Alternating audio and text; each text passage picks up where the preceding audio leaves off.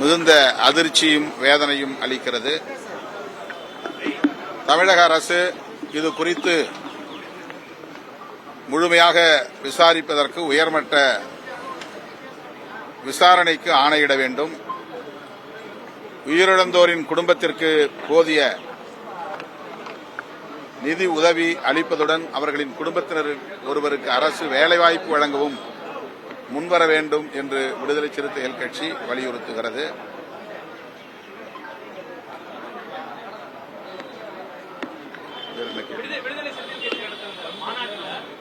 ராஜாஜிக்கு பெரிய படம் வைக்கப்பட்டிருந்தது. அது கடுமையான விமர்சனத்துக்கு ஆளாக்கிறது. ராஜாஜி ஜாதி தீண்டாமை பார்க்கக்கூடிய நபர், அவருடைய படத்தை ஜாதி தீண்டாமை ஒழிக்கணும்னு பேசக்கூடிய விடுதலை சிறுத்தைகள் கட்சியோட மாநாட்டில் இருக்கு அப்படிங்கிற பெரிய விமர்சனமா எடுத்திருக்காங்க. எதனால் வைக்கப்பட்டது? இது குறித்து நான் ஏற்கனவே விரிவான விளக்கத்தை அளித்திருக்கிறேன். ராஜாஜி அவர்களின் மதுவிலக்கு சட்டம் வரவேற்கக்கூடிய ஒன்று. அவருடைய இதர நிலைப்பாடுகளில் எங்களுக்கு உடன்பாடு இல்லை. குலக்கல்வி திட்டமாக இருக்கட்டும், சனாதனத்தின் மீதுள்ள அவருடைய நம்பிக்கையாக இருக்கட்டும், அதை நாங்கள் ஒருபோதும் ஏற்றுக்கொண்டதும் இல்லை, பாராட்டியதும் இல்லை. ஆனால் அகில இந்திய அளவிலேயே முதலாக ஒரு மதுவிலக்கு சட்டத்தை கொண்டு வந்து நடைமுறைப்படுத்தியவர் என்பது மறைக்க முடியாத, மறுக்க முடியாத வரலாற்று உண்மையாகும்.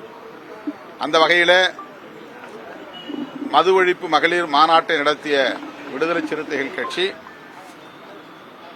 அவரை அந்த களத்தில் அடையாளப்படுத்தினோம், அவ்வளவுதான். இதனை சிலர் ஊதி பெருக்கி விடுதலை சிறுத்தைகளுக்கு எதிரான எதிர்மறை விமர்சனங்களை செய்கிறார்கள். இது வழக்கமான ஒன்றுதான்.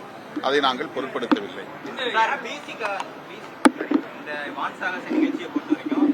நம்ம பிசிகாவை சேர்ந்த ஆதரவு அவசியத்தை ஒரு ட்வீட் போட்டிருந்தாரு.